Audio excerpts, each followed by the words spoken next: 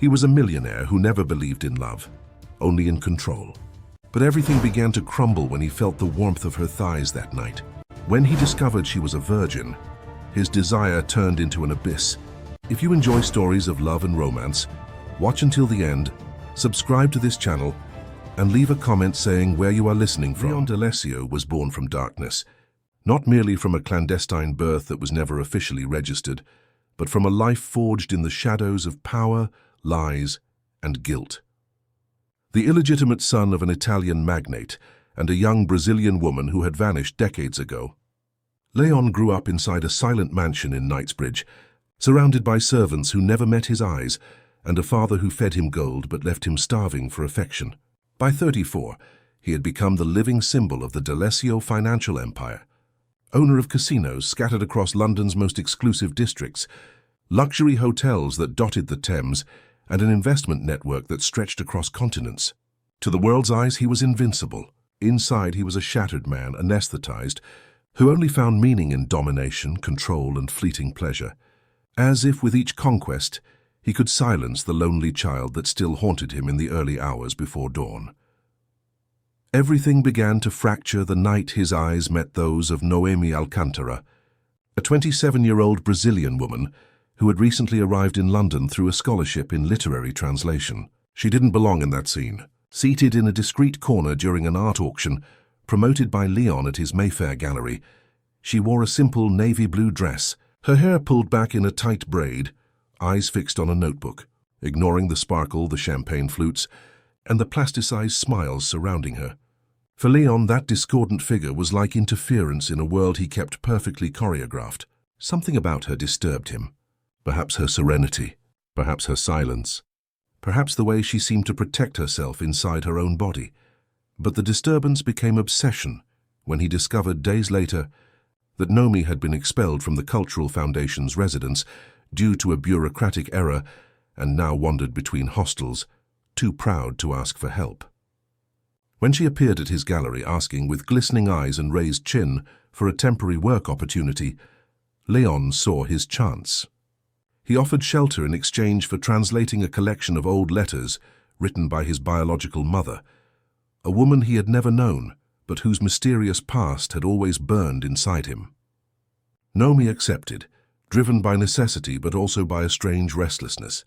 There was something about Leon that had repelled her at first sight, a raw power, a silent arrogance, but also a poorly hidden pain that made her want to look again. In the first days, their coexistence was cold. He imposed schedules, she avoided his presence. But as the letters were translated, an invisible tension began to grow between them. The words of Leon's mother, full of tenderness, longing, and suffering, touched something deep within both of them. Noemi spent nights awake rereading phrases like, "My son, even if you never know me. You carry the love I left you hidden between the lines." Leon, for his part, tried to pretend nothing affected him, but his eyes betrayed the man who had never overcome abandonment.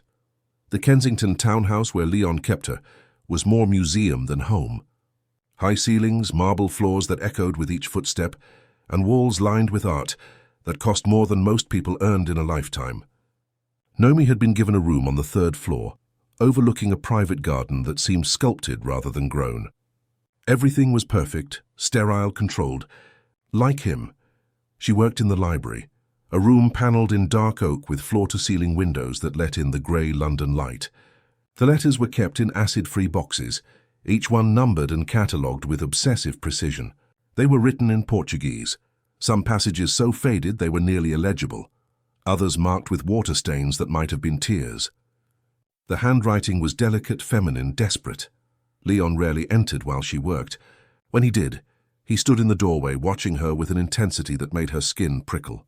He never asked about the content, never pressed her to hurry, but his presence was a weight, a gravitational pull she couldn't ignore. On the 7th night, she found a letter that made her hands tremble.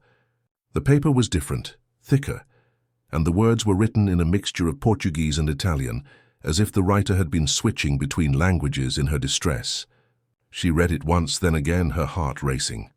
"My beloved son, they tell me you will never read these words, that you will be raised as someone else's child, with another name, another story. But I write them anyway, because a mother's love cannot be erased by lies or distance. Your father, he is not the monster, they say, but he is weak. Weak in the way powerful men often are, bending to the will of those who hold his secrets. I was young, foolish, in love. I thought love could cross oceans, survive differences in station. I was wrong. They are sending me away tomorrow. I will never hold you, never see your face. But know this, my son, you were created from love, not shame. Whatever they tell you about your birth, whatever darkness they wrap around your beginning, remember that you were wanted. You were loved. And if there is any justice in this world, you will find someone who sees past the walls they will surely build around your heart. Nomi set the letter down, her vision blurring with tears. She heard footsteps behind her and turned to find Leon standing in the doorway. He was dressed casually tonight, dark jeans and a black shirt rolled at the sleeves, his hair slightly disheveled as if he'd been running his hands through it. His eyes were fixed on the letter in her hands. What does it say? His voice was rough, barely controlled. She hesitated. Leon, perhaps you should read these yourself.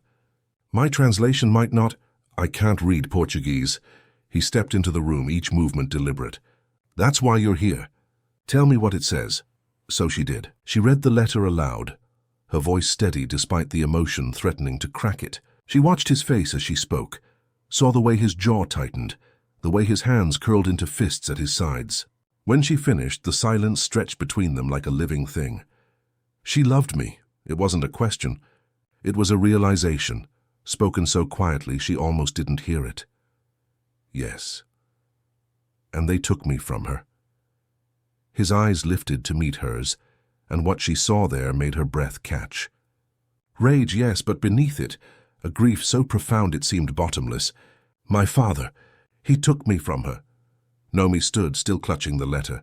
The letters suggest she was deported, that there were threats involved.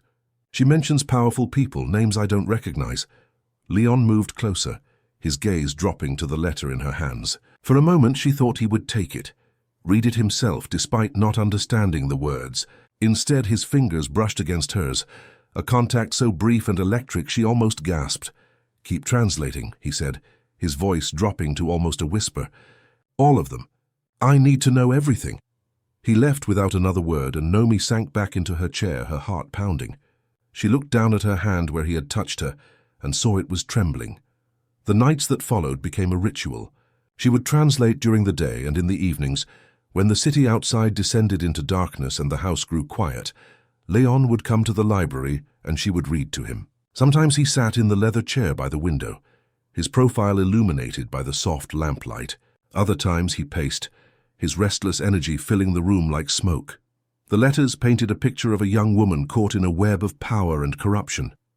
Leon's mother, Isabel, had been 19 when she met Dante D'Alessio at a business conference in Sao Paulo. He was twice her age. Married, the patriarch of a family empire built on legitimate business fronts that masked darker dealings underneath. Their affair had been passionate, but doomed from the start. When Isabel became pregnant, Dante's family saw not a grandchild, but a threat. An illegitimate heir with a foreign mother could destabilize inheritance lines, invite scandal, provide leverage for enemies. They acted swiftly and ruthlessly. Isabel was offered money to leave, to disappear. When she refused, they arranged for her deportation on fabricated charges. The child would be declared stillborn. Records would be falsified. She would be erased. But Isabel had found a sympathetic priest, Father Thomas, who worked with Brazilian immigrants in London. He had smuggled the letters out, promising to keep them safe until her son was old enough to know the truth. He had kept that promise, depositing them with Leon's lawyers after his death 5 years ago. Leon had never opened them.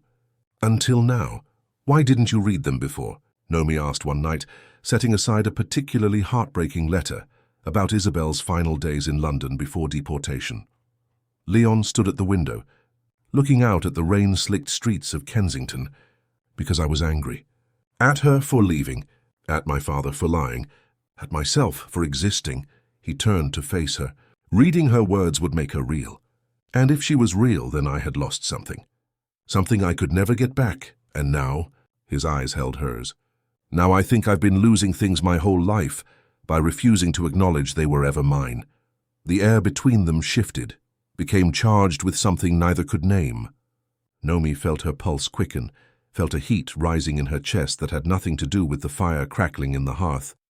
"Tell me about yourself," Leon said suddenly. "You know everything about me now. Every dark corner of my beginning. But I know nothing about you." She looked away, uncomfortable with the intensity of his attention. "There's not much to tell. I grew up in a convent in Rio after my mother died. The sisters raised me. When I showed aptitude for languages, they helped me apply for scholarships. The translation program at King's College was my ticket out. Your mother, how did she die?" The question landed like a blow. Nomi's hands tightened on the letter in her lap. "Violently. They never found who did it. She was a cleaner at a hotel. One night she didn't come home. They found her 2 days later." Her voice was flat, practiced, as if she had told this story so many times it had lost its power to hurt her. But Leon heard the lie in it. "I'm sorry," she shrugged. "It was a long time ago. Time doesn't heal everything." "No," she agreed quietly. "It doesn't." That night, after she had gone to bed in her room on the 3rd floor, Leon remained in the library. He picked up the letter she had been translating, the one about Isabel's final days. He couldn't read the words, but he traced his fingers over his mother's handwriting, trying to feel some connection to this woman who had loved him before he could even remember being alive. A sound from upstairs pulled him from his thoughts. He set the letter down and found himself climbing the stairs, drawn by an impulse he didn't want to examine too closely. Nomi's door was ajar, a sliver of warm light spilling into the hallway. He pushed it open slowly. She was asleep on the small sofa by the window, still dressed in the clothes she'd worn to translate, a simple grey sweater and dark jeans. But at some point, she'd grown warm and pushed the blanket aside. Her legs were curled beneath her, the denim pulled taut across her thighs, and in the lamplight her skin seemed to glow. Leon stood frozen in the doorway. He had been with countless women, had learned early how to read desire, how to take what was offered and walk away unscathed. But looking at Nomi now, vulnerable in sleep, something inside him cracked open. It wasn't just desire, though that was there, a hot pulse in his blood. It was something more dangerous, something that felt like need. He took a step into the room before stopping himself. His hands were shaking. When was the last time his hands had shaken? He couldn't remember. The predator who had stalked through life taking what he wanted was suddenly terrifyingly uncertain. Nomi stirred, her eyelashes fluttering. Leon stepped back into the shadows, his heart pounding. She didn't wake, just shifted slightly, the movement causing her sweater to ride up, exposing a strip of pale skin at her waist. He left before he could do something they would both regret. But as he closed the door behind him and stood in the darkened hallway, he knew something fundamental had changed. He had crossed a line he hadn't even known existed. The next morning, Nomi found him in the kitchen, a room he rarely used. He was making coffee, his movements stiff and awkward, like a man performing a task he'd observed but never practiced. "I didn't know you cooked," she said, trying to lighten the tension she felt radiating from him. "I don't." He poured 2 cups, pushed one toward her. "But I thought, since you're working for me, I should at least provide decent coffee in the morning." She took the cup, noting the way he avoided her eyes. Something had happened. She could feel it in the air between them, a shift in the careful distance they had maintained. They drank in silence for a moment before she spoke. "Leon, there's something I need to tell you." His gaze snapped to hers, wary. "About the letters. Some of them mention names, powerful people in London, business associates of your father's, and there are references to, I think, criminal activities, exploitation of immigrant workers, falsified documents, threats." She set her cup down. "I think your mother was documenting evidence. I think that's why they were so desperate to get rid of her." Leon's expression hardened. "Who? What names?" "I've made a list. But Leon, some of these people are still alive. Still powerful. If anyone knew these letters existed, let me see the list." She pulled a folded paper from her pocket, handed it to him. He scanned it, his face growing darker with each name. When he looked up, his eyes were cold, calculating. This was the Leon she had seen that first night at the auction, the ruthless businessman who crushed obstacles without hesitation. "My father is on this list." "Yes." "And my half-brother, Angelo." She hesitated. There's a letter about Angelo, about his mother, your father's longtime mistress. Isabel knew about her, wrote about her. It's complicated. Tell me. So she did. She told him about the letters that revealed Angelo wasn't just a half-brother, but someone who had been raised in secret, acknowledged but never legitimized, fed on promises of inheritance that were never fulfilled. Isabel's letters painted Angelo's mother as a woman trapped just as she had been, used and discarded when convenient. Angelo knows about the letters, Leon said suddenly. He has to. Father must have told him before he died. How do you know your father is dead? Leon's smile was bitter. Because I killed him, not literally, but I destroyed his business, exposed his corruption, ensured his empire crumbled before his eyes. He had a stroke 3 months later, died in a private hospital in Switzerland alone. He looked at her, expecting judgment. Does that shock you? Tanashi Nomi said quietly, It makes you human. Something flickered in his eyes, something vulnerable and raw. Before either could speak, Leon's phone buzzed on the counter. He glanced at the screen and his expression changed. Angelo is in London. He's requested a meeting. Leon's voice was flat. He knows you're here. Fear spiked through her. How could he know? Thirsty Boris. Angelo knows everything. He's been watching me for years, waiting for weakness. Leon's gaze found hers. And now he's found it. The words hung between them, heavy with implication. Nomi's breath caught. Weakness. He was calling her his weakness. I should leave, she said, already moving toward the door. If my being here puts you at risk... Leon's hand shot out, catching her wrist. The touch sent electricity racing up her arm. No, you don't understand. Running won't help. Angelo doesn't just want to hurt me. He wants to destroy everything I value. And if you leave, you'll be more vulnerable, not less. Then what do we do? He pulled her closer, close enough that she could see the flecks of gold in his dark eyes, smell the coffee on his breath. We finish translating the letters. All of them. And then we use them. Use them how? To destroy him before he destroys us. The word us echoed in Nomi's mind as Leon released her wrist. Us, as if they were a unit, a team, as if her safety mattered as much as his own. She rubbed her wrist where he had held her, still feeling the heat of his touch. Over the following days, the work intensified. Nomi translated from dawn until well past midnight, fueled by coffee and a growing sense of urgency. Leon was rarely absent now. He had cancelled meetings, postponed business trips, focused entirely on the letters and what they might reveal. They discovered that Father Thomas had been more than just a sympathetic priest. He had been documenting the D'Alessio family's activities for years, collecting evidence of immigration fraud, labor exploitation, and worse. The letters from Isabel were part of a larger archive, and he had entrusted them to Leon specifically because he believed Leon. The forgotten son might be the one to expose the truth. He thought I would care, Leon said one night, staring at a letter that detailed systematic abuse of Brazilian workers brought to England on false promises of legal employment. That because I was her son, I would want justice for her. Don't you? I don't know what I want anymore. He looked at her, his expression unreadable. Except to keep you safe. The confession was so quiet she almost missed it. But it landed in her chest like a stone dropped in still water, sending ripples through her entire body. Leon, I know, he interrupted.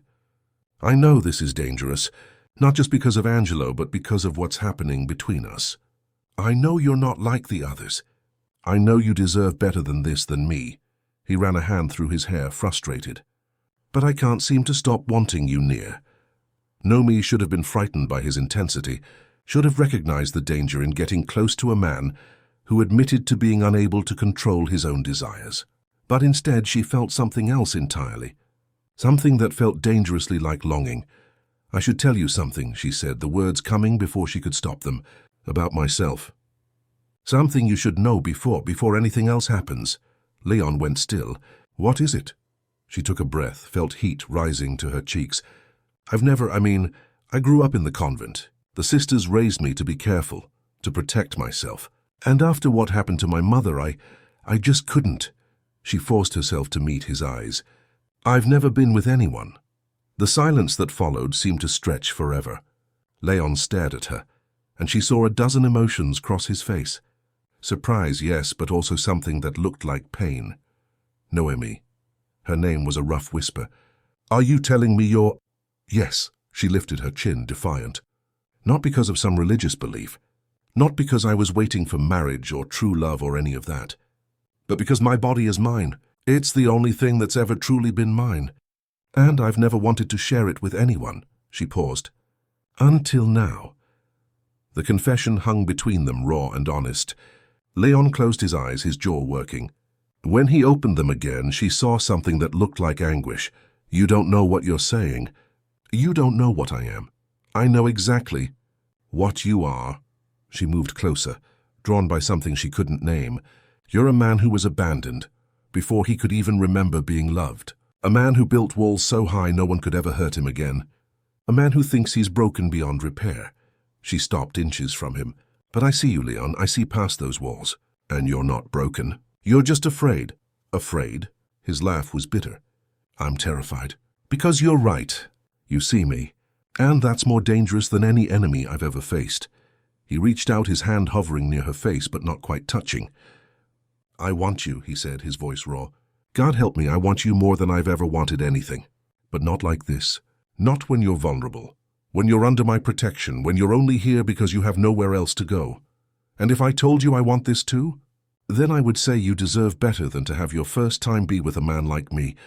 A man who spent his whole life taking without thought for the cost.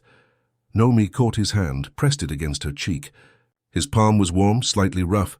What if I don't want better? What if I want real? Leon's control shattered.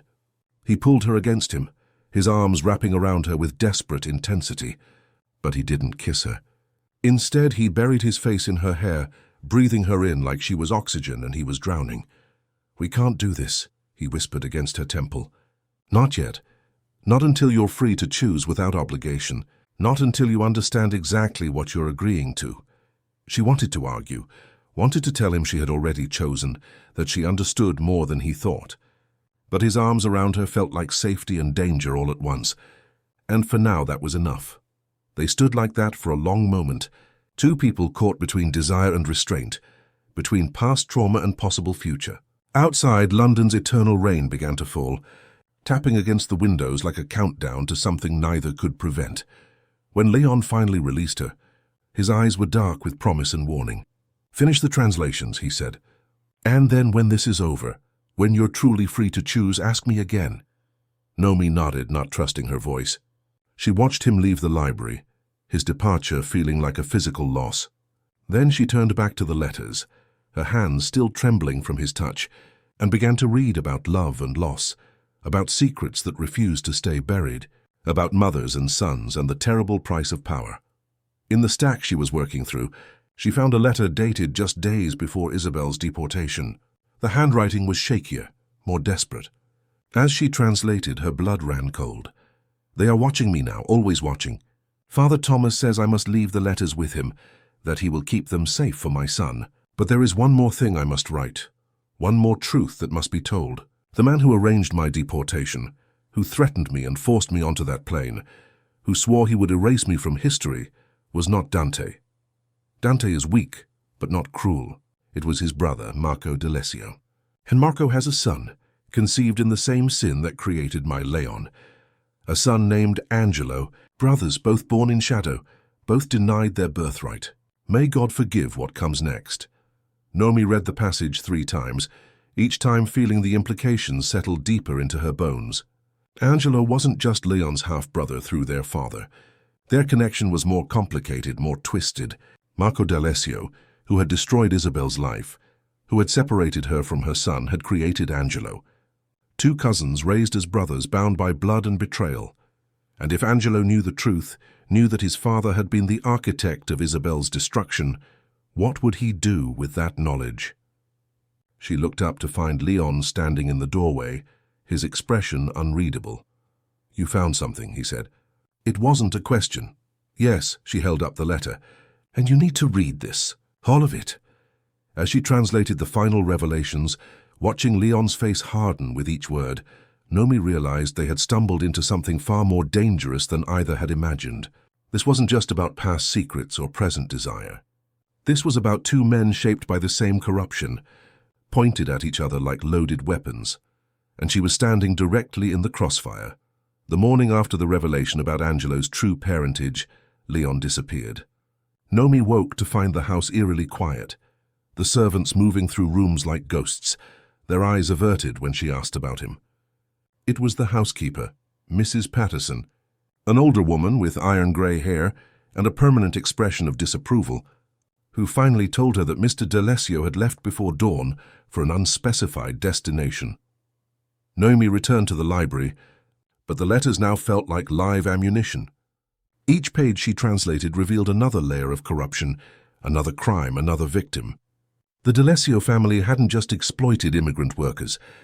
They had trafficked them, created a pipeline of desperate people promised legitimate jobs in England, only to trap them in debt bondage, forcing them to work in the casinos, hotels, and less legitimate establishments the family controlled. Isabel's letters detailed specific cases. Maria Santos, 19, promised work as a hotel maid, forced into servitude in a Soho establishment. Paulo Ferreira, transported with false papers, made to work 18-hour shifts in a casino kitchen for wages that never materialized. Dozens of names, dozens of lives destroyed, and at the center of it all, Marco D'Alessio, orchestrating the operation with cold efficiency. But what chilled Noemi most was a letter dated 3 months before Isabel's deportation. In it, she described a meeting she had witnessed between Marco and a young priest, newly arrived from Rome. Father Giovanni, ambitious and morally flexible, who agreed to help falsify baptismal records, create false identities, all in exchange for a generous donation to the church and promises of advancement. The description matched everything Nomi had learned about Father Thomas's predecessor at the Brazilian immigrant church, which meant the corruption went deeper than family. It touched the institutions meant to protect the vulnerable. She was so absorbed in translation that she didn't hear the footsteps until someone was standing directly behind her. She spun in her chair, heart racing, and found herself staring at a man who looked disconcertingly like Leon. But where Leon's features held a certain hardness earned through suffering, this man's face was sculpted cruelty. Angelo D'Alessio. He was slightly shorter than Leon, his build more compact but no less powerful. His dark hair was slicked back with product, his suit perfectly tailored, shoes polished to a mirror shine. But it was his eyes that made Noemi's skin crawl. They were the same dark brown as Leon's. But where Leon's held depths of pain and carefully controlled emotion, Angelo's were flat, empty, like looking into a void. "You must be the translator," he said. His accent a strange mixture of Italian and British boarding school. "Nomi, isn't it? My brother mentioned he'd hired help." She stood, putting the desk between them. "Mr. D'Alessio, Leon didn't mention you were coming." "Leon doesn't know." Angelo smiled, and it was like watching a snake bare its fangs. "I have keys to all the family properties. Perks of being the forgotten son." He moved closer, examining the letters spread across the desk. "Fascinating. Mother's correspondence. I've always wondered what became of these." "Your mother?" Nomi's hand moved instinctively to cover the letters. "No, not my mother. Isabel, Leon's mother. Though in a way she was as much a victim of my father as my own mother was." He reached past her, plucked up a letter before she could stop him. "Marco D'Alessio, my father. Did Leon tell you? We're not actually brothers, but cousins. Our fathers were brothers. Both bastards in every sense of the word. Why are you here?" Angelo set the letter down, his fingers lingering on the paper. "To meet the woman who has accomplished the impossible. You've made my brother feel something. I've been watching him for 15 years, Nomi. Watched him destroy our family's empire out of spite. Watched him build his own fortune from the ashes. Watched him use and discard women like tissues. But you're different." He circled the desk, forcing her to back toward the window. "You've made him vulnerable. And vulnerability in men like us is a fatal weakness. Leon isn't like you, isn't he?" Angelo laughed, a sound without warmth. "We were both born from violence and lies, both denied our birthright, both raised in houses where love was a commodity to be traded, never freely given. The only difference is that I've accepted what I am, while Leon still clings to the delusion that he can be something better." Nomi felt the window frame press against her back. Angelo was close enough now that she could smell his cologne, expensive and cloying. "What do you want?" "The letters. All of them. And you to disappear. Go back to Brazil or stay in England, I don't care. But leave my brother alone. He doesn't deserve redemption, and you don't deserve what will happen if you stay." "That sounds like a threat." "It's a warning." His hand came up, fingers trailing along her jaw. Nomi jerked away, disgust and fear warring in her chest. Angelo's smile widened. "You think you know him? You think because you've read his dead mother's letters, you understand what he's capable of. But you don't. You don't know about the men he's destroyed, the businesses he's crushed, the people whose lives he's ruined, all in his quest to punish a dead father. He was avenging what was done to his mother. He was satisfying his own rage.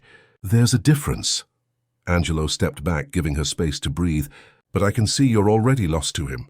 That's unfortunate. For you." He moved toward the door, paused. "One more thing. Father Thomas, the priest who kept these letters, he didn't die of natural causes. My father had him killed. Just thought you should know the kind of people you're dealing with." He left as silently as he'd arrived, and Nomi collapsed into the chair, her legs suddenly unable to support her. Her hands were shaking so badly she could barely hold the letters.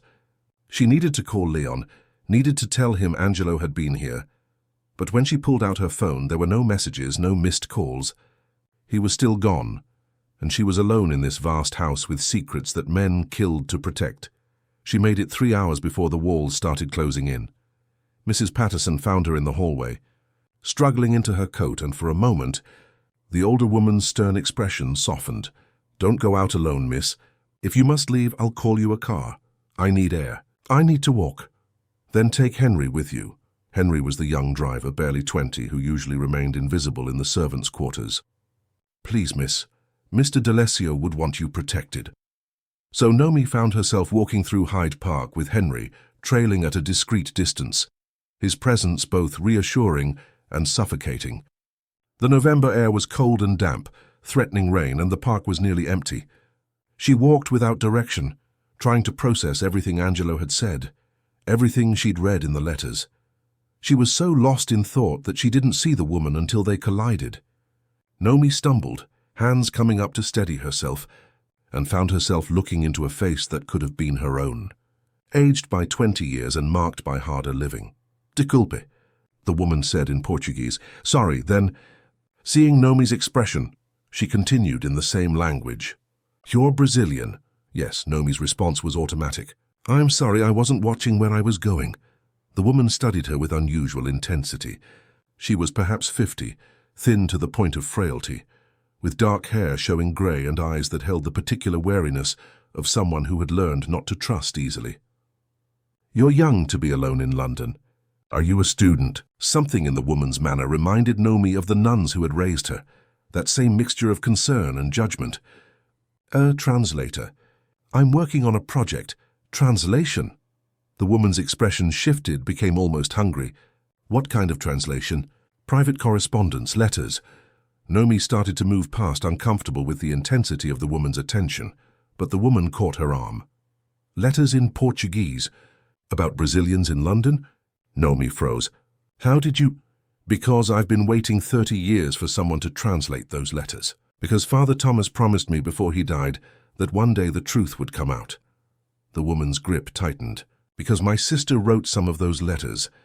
Her name was Isabel. Isabel Costa, before she became Isabel D'Alessio in every way but law."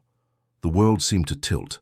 Nomi stared at this woman, seeing now the resemblance not to herself but to Leon. The same deep-set eyes, the same sharp cheekbones. "You're Isabel's sister, Leon's aunt. I'm Lucia, and you need to stop what you're doing. You need to take those letters and burn them before they destroy you the way they destroyed my sister." Behind them, Henry had noticed the confrontation and was moving closer. Lucia saw him and her expression hardened. "You're working for them, for the D'Alessios. God help you, girl. You're walking into the same trap my sister did." "No, I'm helping Leon understand what happened to his mother, helping him expose the people who hurt her." "Leon?" Lucia's laugh was bitter. "You think Leon wants justice? Leon wants revenge, and he'll use you to get it, just like his father used my sister. The D'Alessios don't love, they consume. They take everything good and pure and twist it until it's as corrupted as they are. You don't know him. I knew his father. I watched him seduce my sister with promises and pretty words, watched him get her pregnant, and then discard her like garbage when she became inconvenient.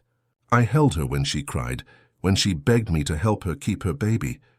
And I couldn't, because I was young and powerless and terrified. Tears were streaming down Lucia's face now. They put her on a plane to São Paulo, told her if she ever tried to contact her son, they would have her arrested or worse. She lasted 6 months back in Brazil before she killed herself. Drowned herself in the Tietê River because she couldn't bear living without her child. The words hit Nomi like physical blows. Leon didn't know. The letters ended with Isabel's deportation. He thought she was still alive somewhere, thought there might still be a chance to know her. Isabel is dead? Try for 30 years. Lucia wiped her eyes roughly. And now you're going to have to tell him. Tell Leon that his mother loved him so much that losing him destroyed her. That's the legacy of this family.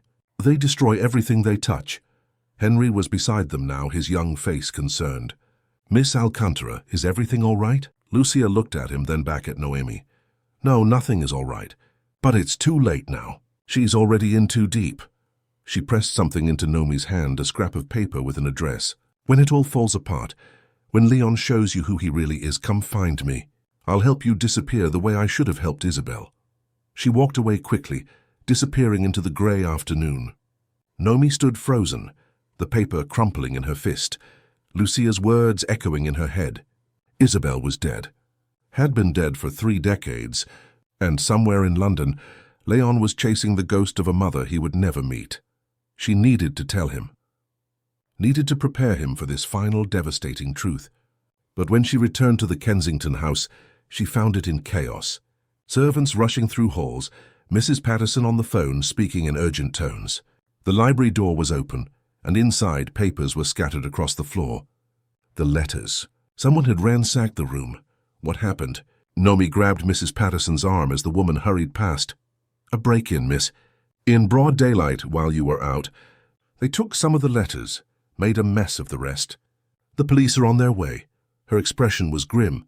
Mr. D'Alessio has been informed. He's returning now. Noemi pushed into the library, her heart sinking.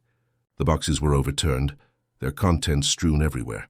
But as she knelt to gather the scattered pages, she realized something. The thief had been selective.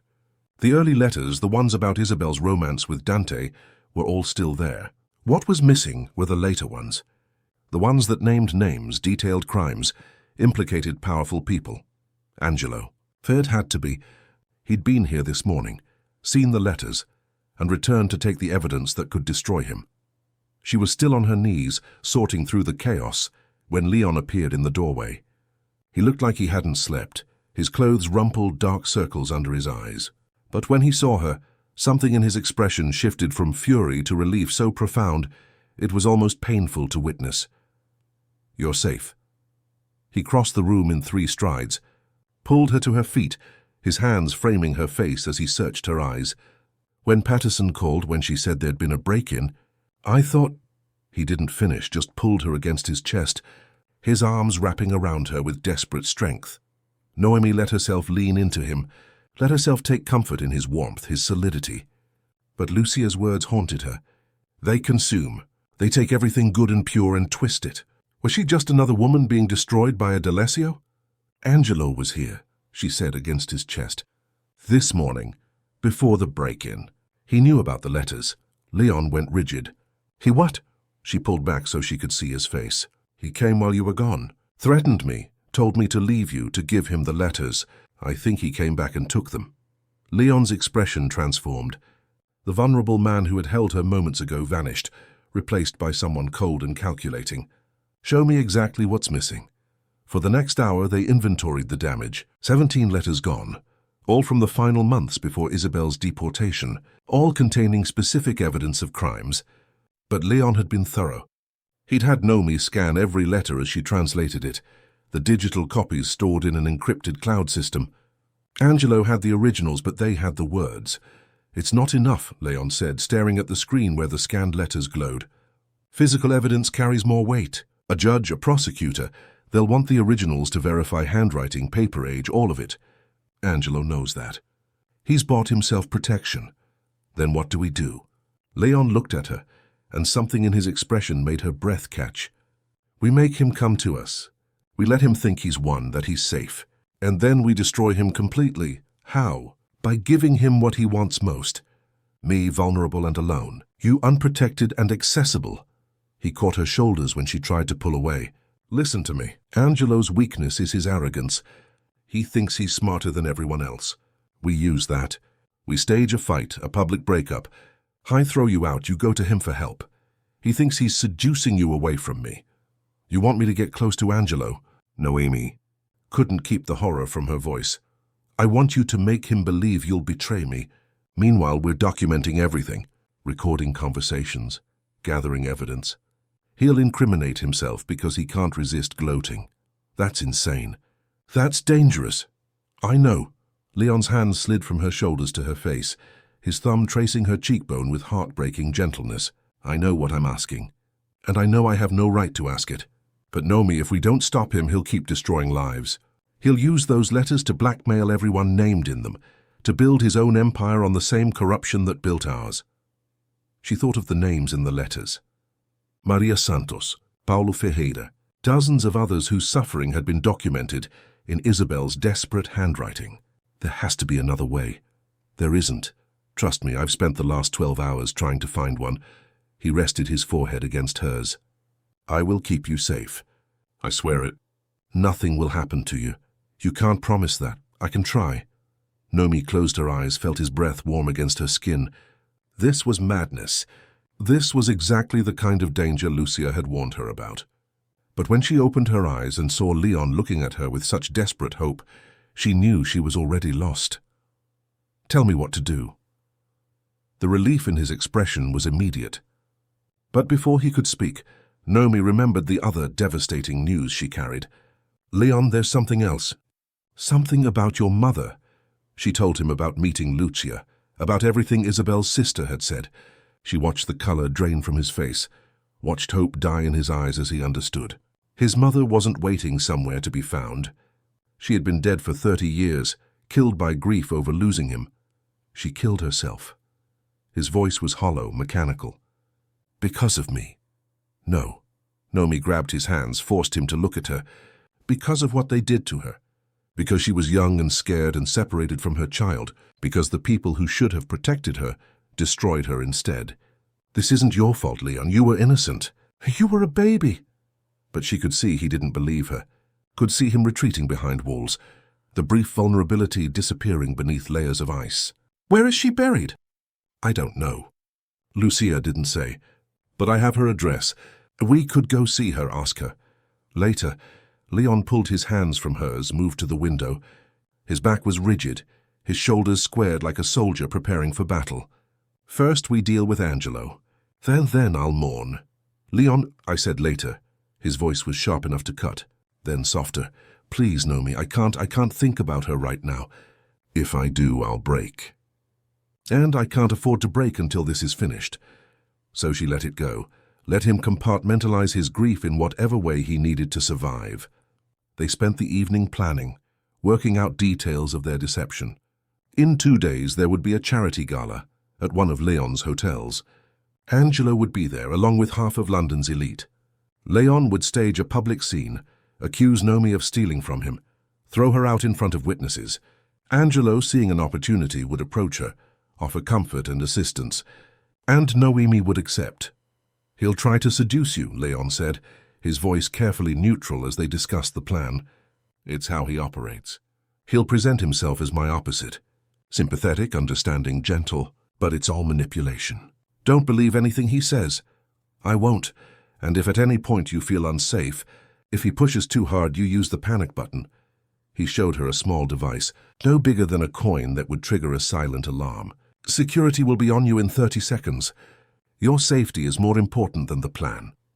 They were sitting in the library, papers spread around them, plotting the destruction of a man who shared Leon's blood. It should have felt wrong. It should have felt like they were becoming the very thing they fought against. But Noemi thought of the names in the letters, the lives destroyed, and felt only a cold determination. "What happens after?" she asked. "After we expose Angelo, after we turn the evidence over to the police, what happens to us?" The question hung between them, heavy with implication. Us, as if they were a unit that would continue to exist after this crisis ended. Leon looked at her, and for a moment his mask slipped. She saw longing there and fear, and something that might have been love if either of them had been brave enough to name it. "I don't know," he said honestly. "I've never planned beyond revenge before. Never had a reason to think about an after. And now I'm terrified, because I want there to be an after. I want there to be something beyond this darkness. And I've never wanted that before." Nomi reached out, took his hand. His fingers closed around hers with almost painful intensity. "Then let's make sure we both survive to see it." They sat like that as the night deepened, two damaged people clinging to each other and calling it hope. Outside, London sparkled and churned, oblivious to the small drama unfolding in a Kensington library. Neither of them slept that night. Leon worked on securing the digital copies of the letters, building redundancies, ensuring that even if something happened to them, the truth would eventually come out. Nomi translated the remaining letters, the ones Angelo hadn't stolen, looking for any additional evidence they could use. As dawn broke grey and cold over the city, she found one final letter, tucked into a pocket of one of the boxes they'd already gone through. It was addressed not to Leon, but to whoever finds these words. Isabel's handwriting was shaky, the ink smeared as if she'd been crying while she wrote. "If you are reading this, I am already gone. I want my son to know that I loved him more than life, that every breath I took after they separated us was an act of will, because I wanted to believe he was alive somewhere, happy, loved. I want him to know that his father was not evil, just weak, that the real monster was Dante's brother, Marco, who saw people as things to be used and discarded. Marco D'Alessio destroyed me. He destroyed many others, and if there is any justice, someone will one day destroy him in return. To my son, my Leon, if you are reading this, forgive yourself for surviving. You owe me nothing but happiness, and know that in whatever afterlife exists, I am finally at peace because you exist. You are my legacy of love in a family built on hatred. Be better than them. Be the man I dreamed you could be." Noemi read the letter 3 times before she could speak. When she finally looked up, she found Leon standing in the doorway, his face wet with tears he wasn't trying to hide. "She forgave me," he said, his voice breaking. "I needed her forgiveness, and she gave it. Even though she never met me, even though she died believing I'd forgotten her, she forgave me." Nomi went to him, wrapped her arms around him as he shook with silent sobs. This wasn't the ruthless businessman who had first captured her attention. This wasn't the cold manipulator Angelo had described. This was just a man, broken by circumstances beyond his control, finally allowing himself to grieve. They stood like that as the sun rose, Leon crying for the mother he'd never known and the life they'd never shared, Nomi holding him and wondering if love was always this painful, this raw, this consuming. When his tears finally subsided, he didn't pull away. Instead, he cupped her face in his hands and kissed her. It wasn't the passionate, demanding kiss she might have expected. It was gentle, reverent, almost hesitant. His lips moved against hers with a tenderness that made her chest ache, and when he pulled back, his eyes were still wet but clearer. "Thank you," he whispered, "for being here, for not running, for being brave enough to stay when anyone sensible would have fled." "I'm not brave," she said. "I'm terrified." "Then we'll be terrified together." The moment was shattered by the sound of Nomi's phone buzzing.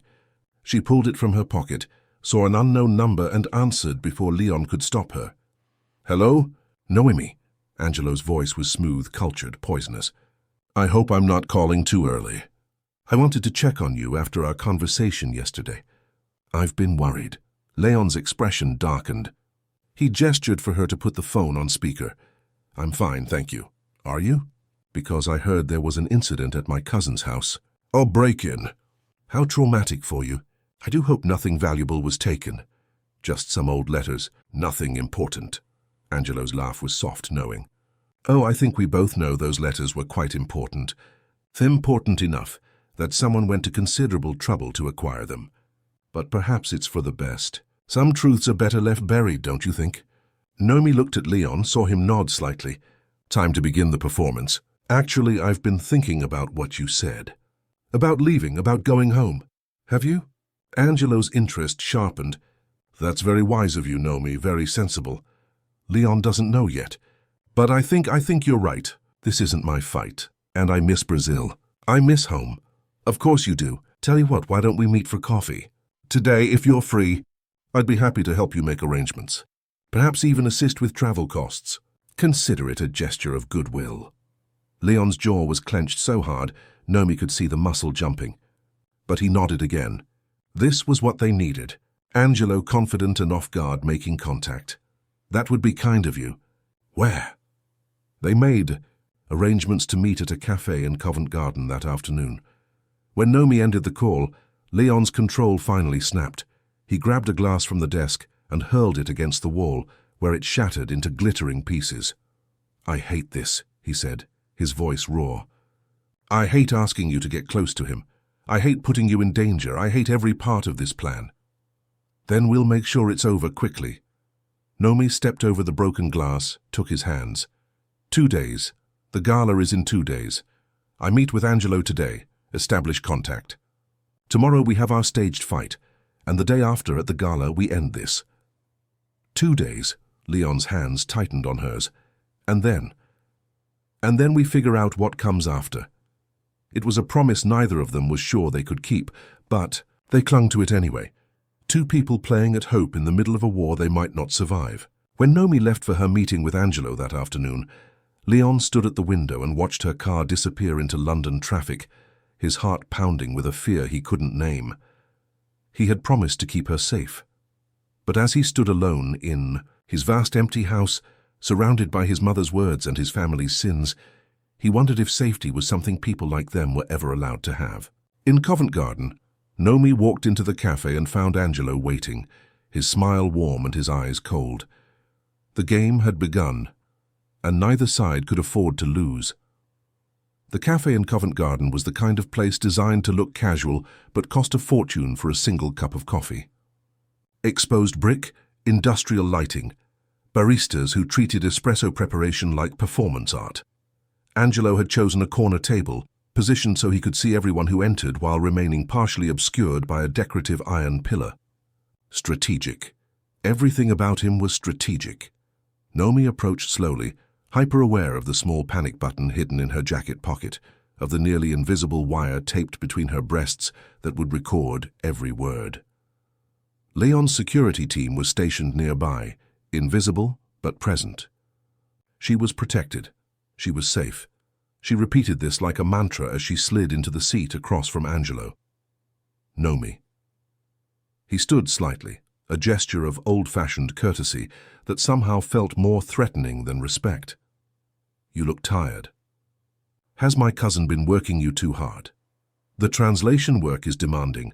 She kept her voice neutral, her hands folded on the table where he could see them, non-threatening, compliant, the role they needed her to play. Angelo signaled a waiter without looking away from her. 2 cappuccinos, and bring the lady some of those almond biscotti she was eyeing. He smiled. I'm observant. It's a skill that served me well in business. The implication was clear. He noticed everything. He missed nothing. It was meant to intimidate, and it worked. Nomi felt her pulse quicken, but forced herself to breathe slowly to maintain the facade of calm. You said you wanted to help me make arrangements to return to Brazil. Straight to business. I admire that. Angelo leaned back, utterly relaxed, in a way that made Nomi think of predators before they struck. But first tell me, what changed your mind? Yesterday morning you were quite defensive of my cousin. Now, not even 24 hours later, you want to flee. What did Leon do? This was the test. If she seemed too eager to betray Leon, Angelo would suspect a trap. But if she seemed too loyal, he'd lose interest. She needed to find the balance. He didn't do anything, that's the problem. Nomi looked down at her hands. I thought, when I took this job, it was just translation work, an opportunity to use my skills, to stay in London legally. But it's become something else, something complicated. Complicated how? He's grieving, for a mother he never knew. And somehow I've become tangled up in that grief. He looks at me, and I think he sees someone who can fix him, save him from himself. She forced herself to meet Angelo's eyes. But I can't save anyone. I can barely save myself. The waiter arrived with their coffee, providing a brief reprieve. Angelo waited until they were alone again before speaking, his voice softer now, almost gentle. Leon has always confused need with connection. He collects people the way other men collect art, something beautiful to display, to own, until he grows bored or it becomes inconvenient. He reached across the table, his fingers brushing hers. But you're not a painting, Nomi. You're a person, and you deserve to be treated as such. Nomi let him touch her for 3 seconds before pulling her hand back, not too quickly but firmly enough to establish a boundary. I just want to go home. I want to finish my degree, to have a normal life. No family drama, no dangerous secrets, no men who look at me like I'm either their salvation or their next conquest. Then why are you still there? Why haven't you simply left? Because he has my passport. The lie came easily, prepared the night before with Leon. He's keeping it in his safe, says it's for security to make sure I don't leave before finishing the translations. But really, I think he just wants to control me. Angelo's expression darkened. That bastard. That's illegal, you know, holding someone's travel documents against their will. I know, but what can I do? I have no money, no connections. If I go to the police, it's my word against his. And Leon, he has lawyers, influence, everything I don't have. You have me now. Angelo's smile was warm, convincing, utterly false. I can help you, Nomi. I have resources Leon doesn't know about. I can get you a new passport, arrange travel, even provide some financial assistance to help you resettle in Brazil. All I ask in return is your honesty. Honesty about what? About the letters, about what you found in those translations. He leaned forward, his voice dropping to barely above a whisper. I know they contain information about my father, about his business dealings. I know they implicate people who are still alive, still powerful. What I need to know is whether you made copies before the break-in, whether Leon has digital backups. There it was. The real reason for this meeting. Angelo wasn't interested in helping her escape. He wanted to know if the evidence still existed, if the threat had truly been neutralized. Nomi felt a cold satisfaction. He was already incriminating himself, already admitting knowledge of the break-in. I don't know about copies, she said carefully. Leon keeps his computer locked. I just translate what he gives me, type it up and hand it back. What he does with it after that, I have no idea. But you've read the letters. You know what's in them. Some of it. Names, mostly. Business deals that seemed questionable. But I'm not a lawyer or a detective. I just translate words. I don't always understand the context. Angelo studied her for a long moment, and Nomi forced herself to hold his gaze, to project innocence and naivety. Finally he nodded, seemingly satisfied. All right, I believe you. Here's what we'll do. I have a gala to attend tomorrow night at one of Leon's hotels. Ridiculous charity affair, the kind of event where rich people pay thousands to feel good about themselves. You'll be there, I assume. Leon mentioned it, but I wasn't planning to attend. Come as my guest instead. Publicly. Let Leon see you've found protection elsewhere. Men like my cousin, they don't value what they have until someone else wants it. Seeing you with me will either make him realize what he's losing and let you go, or it will enrage him enough that he'll make a mistake. Judge the way you win.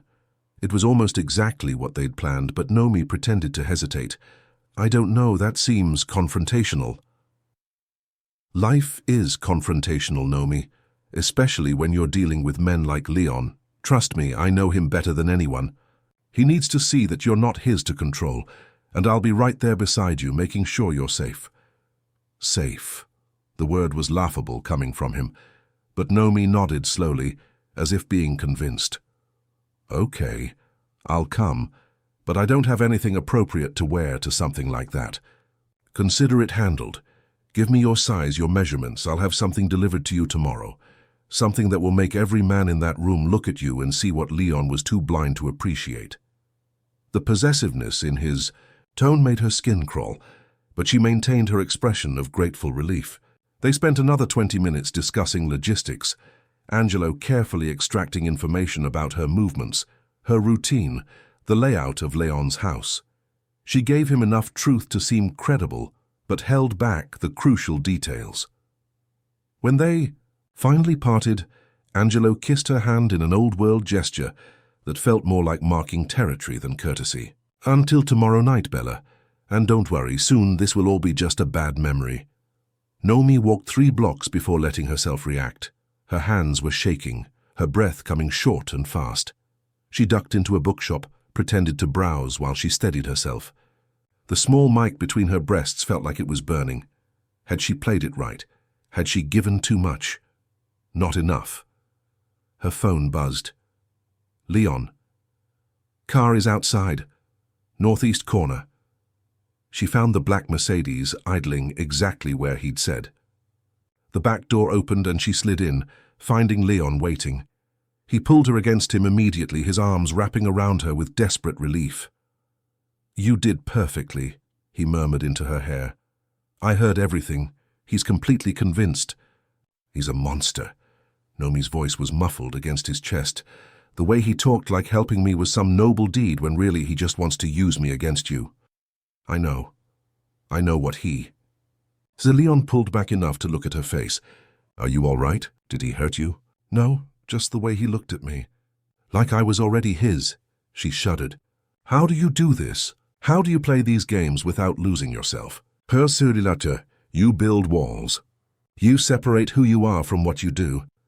You tell yourself it's necessary, that the end justifies the means." His thumb traced her cheekbone.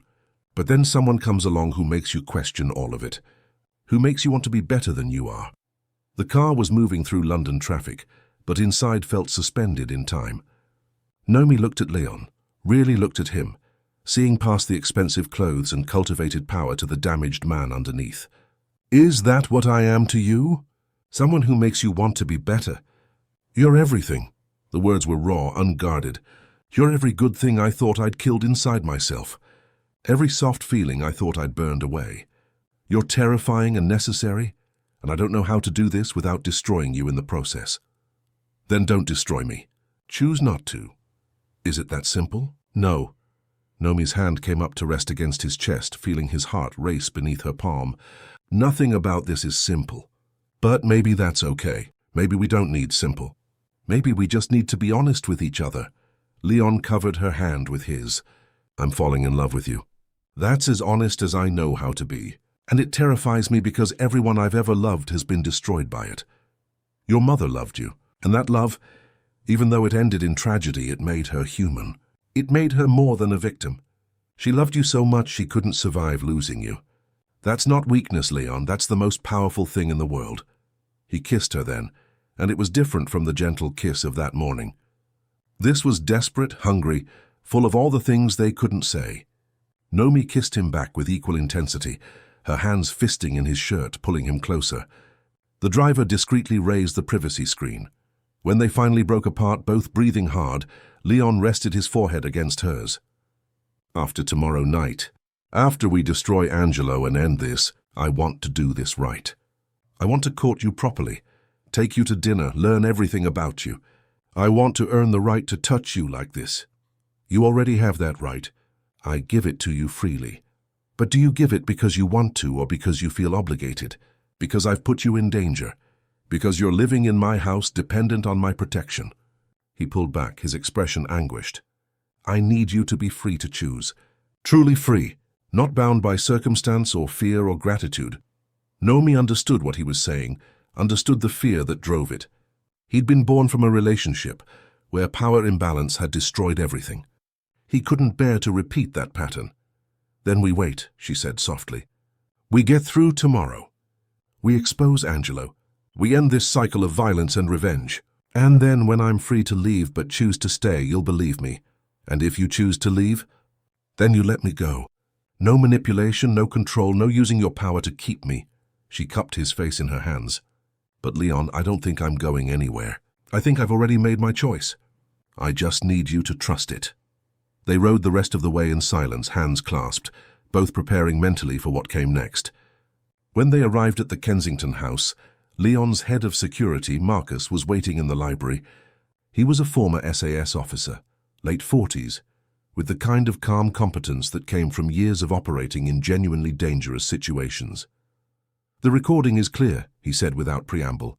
"Angelo admits to knowledge of the break-in, implies involvement in obtaining the letters, and makes specific threats regarding the evidence.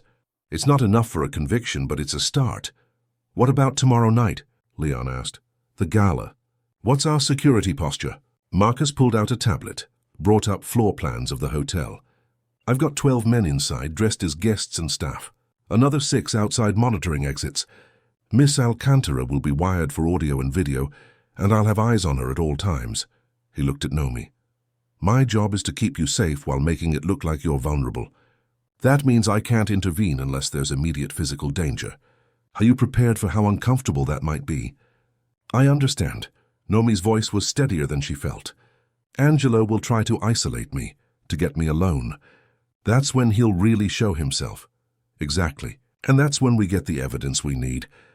Him making specific threats, attempting to coerce you, anything that demonstrates criminal intent." Marcus looked between them.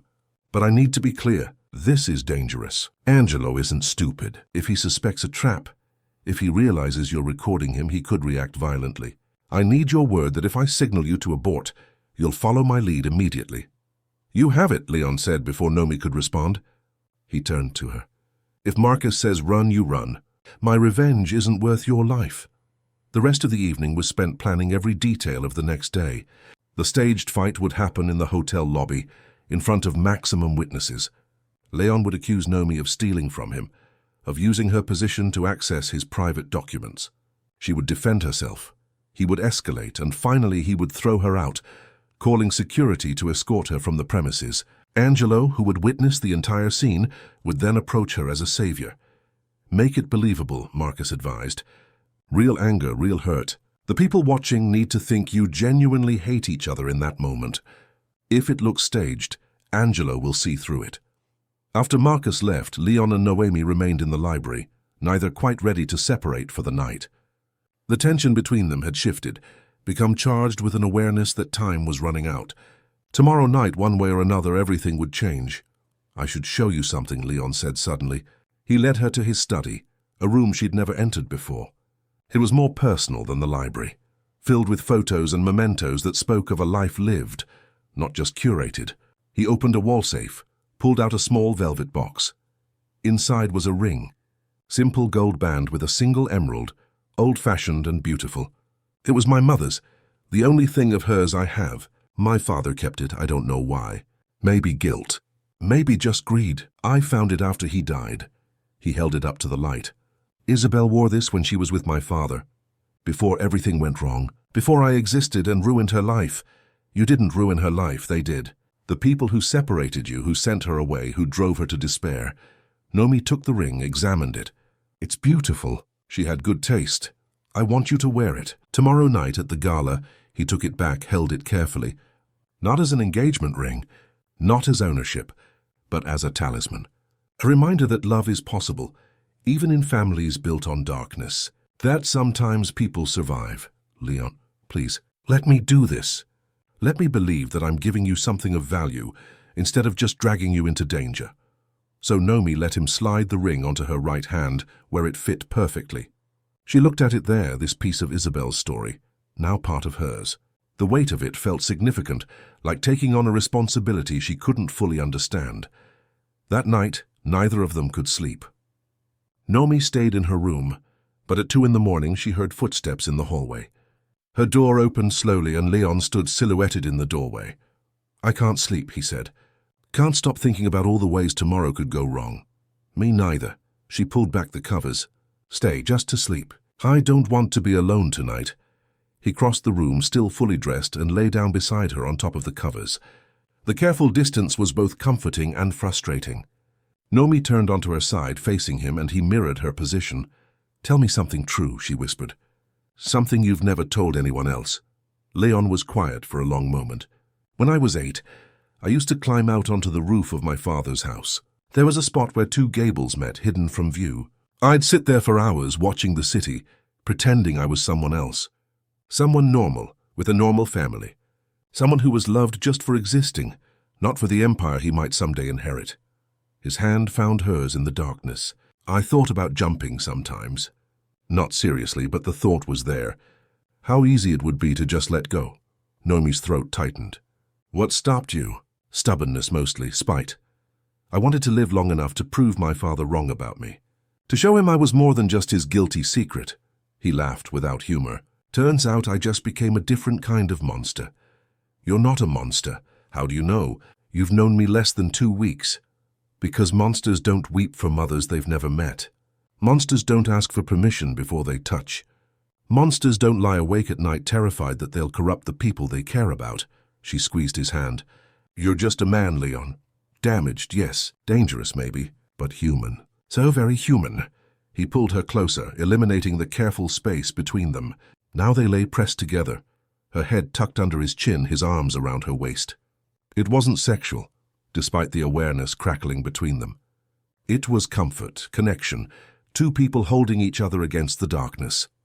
After tomorrow, Leon murmured into her hair. After we're done with Angelo, I'm going to take you to see Lucia. I'm going to learn everything I can about my mother, and then I'm going to build something good in her name. Not a monument to revenge, but something that actually helps people. Something she would be proud of. She'd already be proud of you for surviving, for trying to be better. I hope so, his arms tightened. I really hope so. They fell asleep like that, tangled together, taking comfort in warmth and presence. When Nomi woke at dawn, Leon was gone, but there was a note on the pillow. Today we end this. Tomorrow we begin. Thank you for giving me something to begin for. The day passed in a blur of preparation. A dress arrived from Angelo as promised. It was beautiful and strategic. A deep emerald green that matched the ring, cut to emphasize curves while remaining elegantly modest. The kind of dress that announced value, taste, possession. Nomi wanted to burn it, but she put it on instead, turned herself into the prize Angelo thought he was winning. Marcus came by in the afternoon to fit her with the recording devices. The technology was impressive.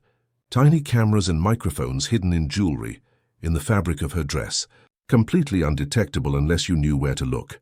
Remember, he said, his expression serious, your job is to get him talking, get him to brag, to threaten, to reveal his plans.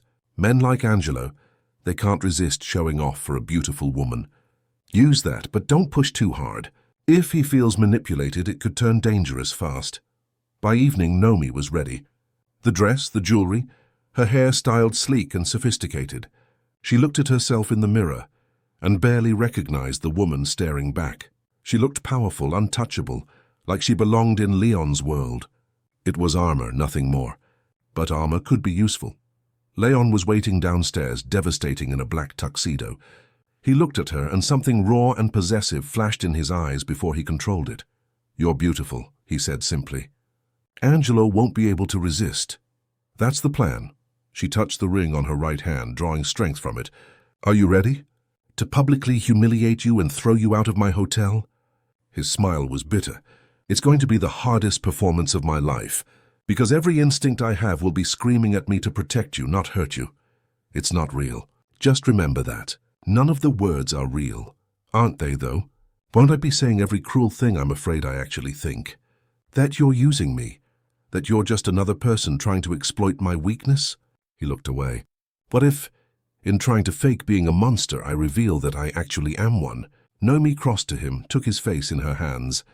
Then I'll know the truth. And I'll still be here tomorrow. Because I've seen the monster, Leon, and I've seen the man. And I choose the man. Every time.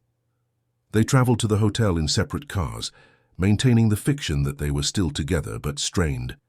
The gala was already in full swing when Nomi arrived on Leon's arm. The ballroom was spectacular, all gilt and crystal, filled with London's elite in their finest clothes. A string quartet played Mozart in one corner, while waiters circulated with champagne and canapes. Angelo was easy to spot, holding court near the bar with a group of older businessmen. He saw them enter, and his eyes tracked them with predatory interest.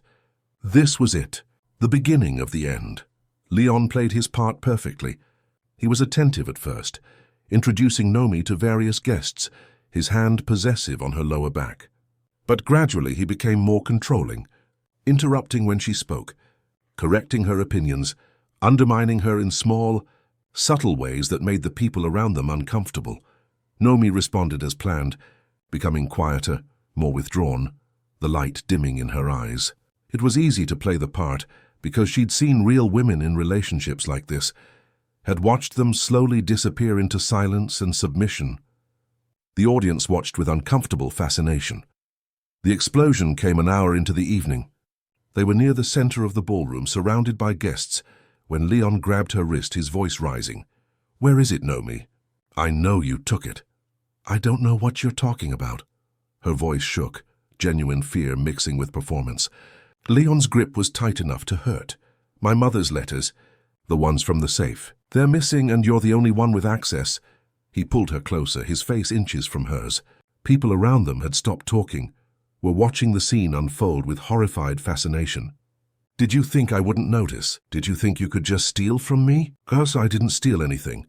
Leon, please, you're hurting me. You're a thief and a liar. I took you in, gave you shelter, trusted you, and this is how you repay me." He released her wrist with enough force that she stumbled. "Security!" 2 uniformed guards appeared immediately. "Escort Miss Alcantara from the premises. She's no longer welcome here." The humiliation was crushing, even knowing it was fake. Every eye in the room was on her, judging her, seeing a woman caught in a crime, a gold digger exposed. Nomi's eyes filled with real tears. "I didn't do anything," she said, her voice breaking. "Please, Leon, don't do this. Get her out of my sight." Leon turned away, dismissing her completely. The guards took her arms, not roughly but firmly, and began guiding her toward the exit. That's when Angelo made his move. "Wait." His voice cut through the whispers and awkward silence. He approached, his expression sympathetic and concerned. "Leon, surely this is a misunderstanding. Miss Alcantara doesn't seem the type to—" "Stay out of this, Angelo. This is none of your concern." "Perhaps, but I can't stand by and watch you treat a woman this way in public." Angelo turned to the guards. "Release her. I'll take responsibility for Miss Alcantara." "Like hell you will." Leon's anger looked completely genuine. "She's a thief. Then call the police. Have her arrested properly. But don't humiliate her like this." Angelo put himself between Nomi and the guards. "Miss Alcantara, did you take anything from Leon?" "No," she whispered, playing her part perfectly. "I would never." "Then you have nothing to fear. Come with me. We'll sort this out properly." He offered his arm, and after a moment's hesitation, Nomi took it. She looked back once at Leon, saw him standing rigid, his face a mask of fury and disgust. It was so convincing that for a moment she almost believed it herself. Angelo led her out of the ballroom and into a quiet corridor. "That was unconscionable. I'm so sorry you had to endure that. I just want to leave. I just want to go home." Of course, of course." His arm slipped around her waist, ostensibly supportive but feeling like a trap. "But first, why don't we go somewhere quiet where you can compose yourself? I have a suite here. You can wash your face, have a drink, and we'll figure out how to get you safely away from Leon permanently." Every instinct screamed danger, but this was the moment they'd planned for. Nomi nodded. Let him guide her to the elevators, let him usher her into a suite on the top floor. The door closed behind them with a soft click that sounded like a cell locking. She was alone with Angelo. And the real game was about to begin. The suite was lavish in the way only old London hotels could achieve, all heavy drapes and antique furniture mixed with modern luxury. Floor-to-ceiling windows overlooked the Thames, the city lights reflecting off the dark water like fallen stars. Angelo gestured toward a sitting area, his movements smooth and practiced. "Please sit. Let me get you something to drink. You've had quite a shock." Nomi perched on the edge of a velvet sofa, hyper-aware of the recording devices hidden on her body, of Marcus and his team listening to every word. She needed Angelo to incriminate himself, needed him to reveal his plans. But she also needed to survive the next hour. "I don't understand why Leon would accuse me like that," she said, letting her voice tremble. "In front of all those people. I've done nothing but help him." Angelo handed her a glass of amber liquid, whiskey expensive from the smell. "Leon doesn't need a reason to hurt people. It's what he does. What he's always done." He sat beside her, close enough that she could feel his body heat. "I tried to warn you, didn't I? I told you to leave before he destroyed you. You did. She took a small sip, just enough to be convincing. I should have listened. Well, you're listening now. That's what matters. His hand landed on her knee, a touch that tried to pass as comforting but felt predatory. Tell me, those letters you were translating, the ones Leon accused you of stealing. Do you know where they are? Oh, he keeps them in the library safe. At least he did. I don't know if they're still there after the break-in. But you made copies. Digital copies. Leon's too smart not to have backups. Nomi looked at him, let confusion show on her face. I don't know anything about that. I just translated what he gave me and handed it back. Why are you so interested in the letters? Angelo's smile tightened fractionally. Because they contain lies about my family. Vicious lies that could damage reputations, destroy lives. My father wasn't a perfect man, but he didn't deserve to have his name dragged through mud by a bitter woman who felt scorned. Isabel wasn't bitter. She was heartbroken. Was she? Angelo's hand moved higher on her thigh. Or was she an opportunist who thought she could trap a wealthy man with a pregnancy? Who, when that failed, decided to create a narrative of victimhood to justify her own failures? Noemi's anger flared, genuine and hot. She loved Leon. She loved him so much that losing him killed her. How dare you reduce that to opportunism? Angelo's expression changed. The mask of sympathy cracked, revealing something cold and cruel underneath. Ah, there it is. The loyalty Leon somehow inspires in people, despite being utterly unworthy of it. His grip on her thigh tightened painfully. Tell me, Nomi, has he fucked you yet? Or is he still playing the gentleman, pretending he's better than his base urges? She tried to pull away, but his other hand shot out, grabbing her wrist. The same wrist Leon had grabbed during their staged fight, now tender and bruising. She gasped in pain. Let me go. In a moment. First, we're going to have an honest conversation. He pulled her closer, his face inches from hers. You're going to tell me exactly what was in those letters. Every name, every accusation, every piece of evidence Isabel documented. And then you're going to tell me where Leon keeps the digital copies. I don't know. Don't lie to me. His hand moved from her thigh to her throat, not squeezing but resting there, a clear threat. I've been patient with you, playing the concerned savior. But my patience has limits. Those letters threaten everything I've built. They link my father to crimes that could see estates seized, titles revoked, fortunes dismantled. I will not allow some dead woman's delusions to destroy my legacy. Nomi's heart raced, but she forced herself to stay calm. This was it. This was what they needed. Angelo admitting to the crimes, threatening her, revealing his true nature. The recording devices were capturing everything. Your father trafficked people, she said, her voice steady despite the hand at her throat. He exploited desperate immigrants, trapped them in debt bondage, destroyed lives. That's not delusion. That's documented fact. Angelo's laugh was harsh. Fact? Those people came here willingly, seeking opportunity. If they were too stupid to read contracts, too naive to understand the terms of their employment, that's hardly my father's fault. He gave them jobs, shelter, a chance at a better life. What they did with that chance was their responsibility. He imprisoned them, took their passports, forced them to work in illegal conditions. I'm bored with your moral outrage. Angelo stood abruptly, pulling her up with him. Here's what's going to happen. You're going to call Leon. You're going to tell him that you'll return whatever copies of the letters exist in exchange for your passport and enough money to leave England permanently. He'll agree because despite everything, he's weak when it comes to women who bat their eyes at him. And if I refuse, then I'll make sure you disappear the way Isabel did. The way dozens of inconvenient people have disappeared over the years when they threatened D'Alessio interests. He pulled her toward the bedroom, and real fear spiked through Noemi's chest. But first, I think I'll take what Leon's been too honorable to claim. Consider it payment for all the trouble you've caused me. Nomi's hand went to her pocket, fingers closing around the panic button. But before she could press it, the suite door burst open. Leon strode in, Marcus and 2 security guards behind him, and the rage on his face was no longer performance. Get your hands off her. His voice was deadly quiet, more frightening than any shout. Angelo spun, pulling Nomi in front of him like a shield, his arm around her throat. Well, well. The White Knight arrives. How predictable, cousin. This is over, Angelo. Everything you just said was recorded. Threats, admissions of conspiracy, assault. I have enough to bury you 10 times over. You're bluffing. Leon held up his phone and Angelo's voice played back clearly. Then I'll make sure you disappear the way Isabel did. The way dozens of inconvenient people have disappeared over the years.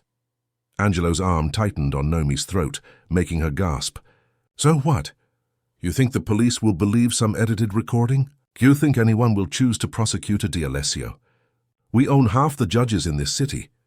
Maybe, but you don't own the media. Leon's smile was sharp. That recording is already being sent to every major news outlet in London. By morning, your face will be on every front page, your words played on every news channel. You'll be radioactive. And without your reputation, without the fear your name inspires, you're nothing. You'd destroy the family name, your own legacy. I don't give a damn about legacy. I care about her. Leon's eyes met Nomi's, and what she saw there made her breath catch despite the arm at her throat. Let her go, Angelo.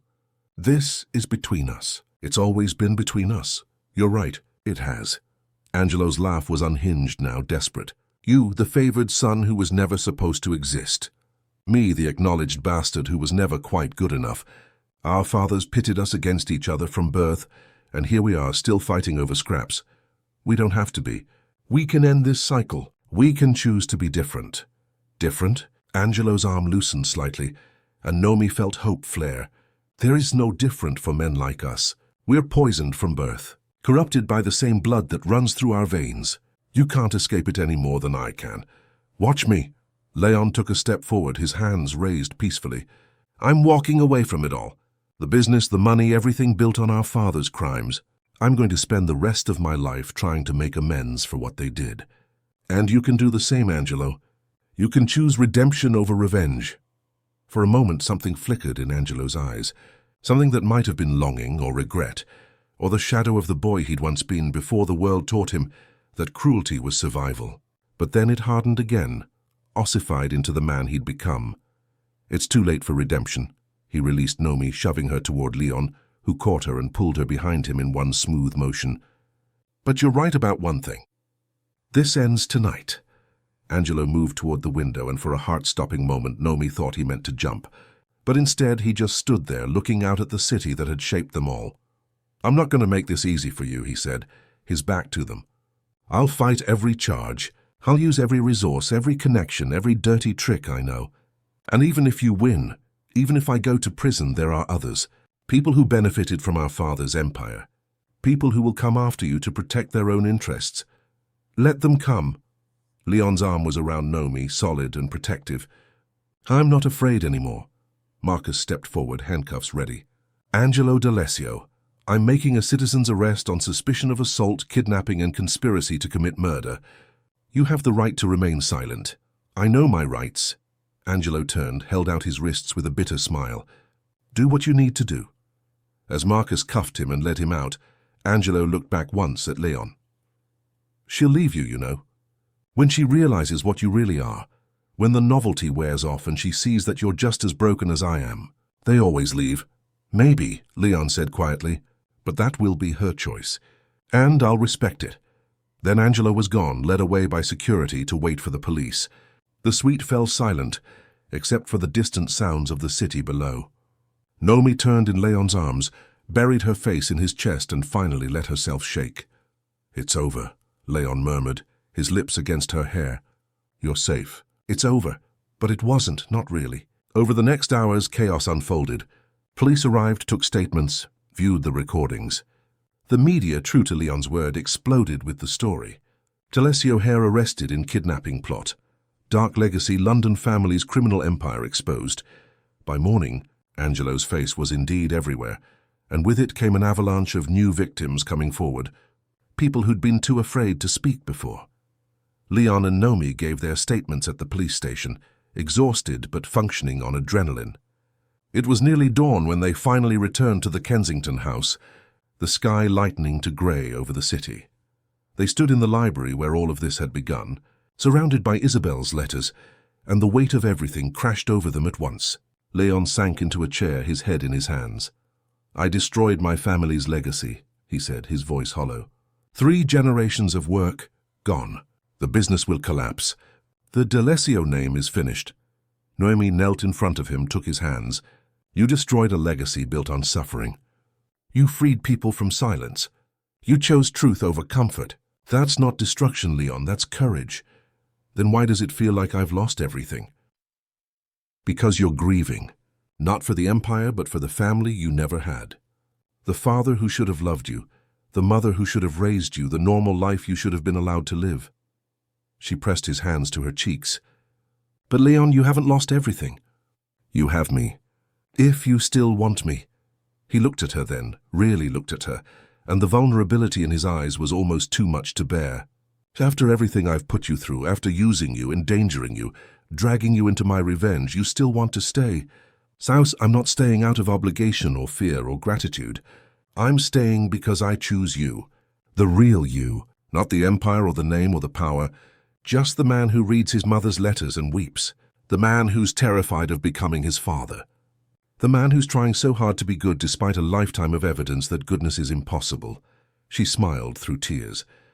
I'm staying because I love you, Leon. All of you, even the broken parts. The kiss was different from any they'd shared before.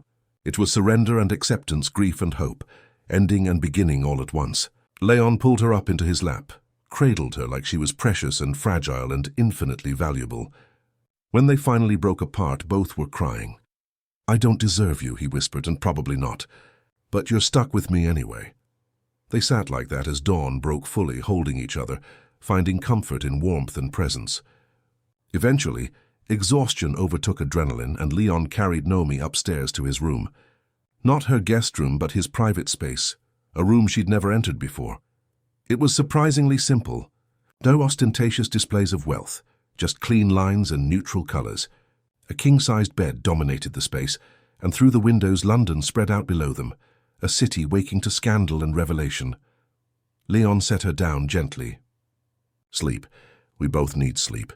And then, when we wake up, we'll figure out what comes next. But Nomi didn't want to sleep. Didn't want to waste another moment on caution or propriety or fear. She reached up, began loosening his tie, her fingers steady despite her racing heart. Nomi, we don't have to. I know, but I want to. She met his eyes, let him see her certainty.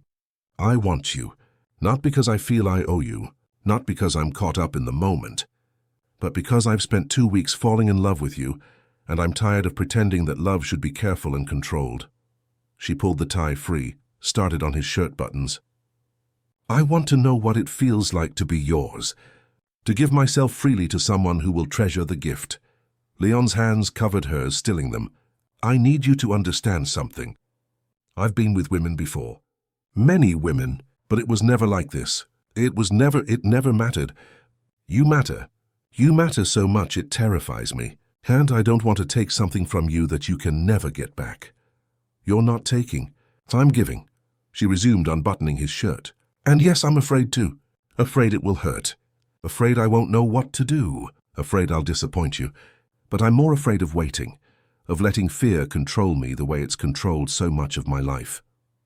She pushed the shirt from his shoulders, revealed the body underneath. He was beautiful in the way of men who maintain themselves not out of vanity, but discipline. Lean muscle, a scattering of scars that told stories she wanted to learn. She traced one, a thin line along his ribs. Car accident when I was 16, he said, his voice rough. I was angry at my father, driving too fast. I nearly killed myself and learned nothing from it. She kissed the scar, felt him shudder under her touch. Then she stepped back, reached for the zipper of her dress. The emerald green gown that Angelo had sent, that had been part of the trap. She wanted it off, wanted every trace of that night removed. Leon helped her, his hands gentle as he lowered the zipper, eased the fabric from her shoulders. She stood before him in simple white underwear, nothing seductive or calculated, just honest and real. His eyes traced over her with something like reverence. You're beautiful, he said, his voice barely above a whisper. So beautiful it hurts to look at you. She felt exposed but not vulnerable, seen but not judged. When his hands came up to cup her face, his touch was achingly gentle. We can stop any time, he said. Just say the word and I'll stop. No questions, no judgment, no disappointment.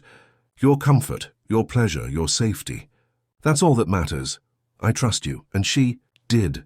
Completely, impossibly. This man who had been a stranger 2 weeks ago was now the person she trusted most in the world. They moved to the bed. and Leon laid her down like she was made of glass. He kissed her slowly, thoroughly, learning the taste and texture of her mouth until she was breathless. His hands explored with careful intention, asking permission with every touch, waiting for her sighs and gasps as guidance. When he finally removed the last barriers between them, when they lay skin to skin with nothing hidden, Nomi felt a moment of panic. This was real. This was happening. She was giving herself to someone, trusting him with her body and her heart. "Breathe," Leon murmured against her temple. "Just breathe. We have all the time in the world." He touched her with patience, with attention, learning what made her gasp, what made her arch into his hand. He watched her face constantly, reading her responses, adjusting his touch. When she was ready, when she was desperate and aching and certain, he positioned himself above her. "This might hurt," he warned. "Tell me if it's too much." She nodded, unable to speak, and then he was pushing slowly inside her. There was pressure, discomfort, a burning sensation that made her tense. Leon stilled immediately.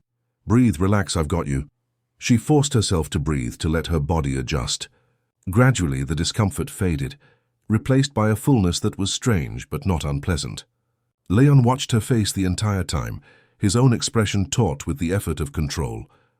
"Okay?" he asked. "Okay," she confirmed. He began to move, slow and careful, each thrust deliberate. It wasn't the transcendent experience romance novels promised. It was awkward at times, occasionally uncomfortable, punctuated by whispered questions and adjustments, but it was also intimate in a way Nomi had never imagined. The vulnerability of being this close to another person, of letting them see and touch every part of you, of trusting them with your pleasure and your pain. She watched Leon's face as he moved inside her, saw the concentration there, the care he took with her. This wasn't about his pleasure, though she could see he was fighting for control. This was about giving her something beautiful, something to remember, something that honored what she was entrusting to him. When release finally came, it was more emotional than physical. A breaking open, a letting go of every wall and defense. She clung to him and he held her through it, murmuring words in Italian she didn't understand but felt in her bones. Afterward, they lay tangled together, sweaty and exhausted, and more connected than they'd ever been. Leon pulled her against his chest, his arms secure around her. "Thank you," he said into her hair. "Thank you for trusting me with that." "With you?"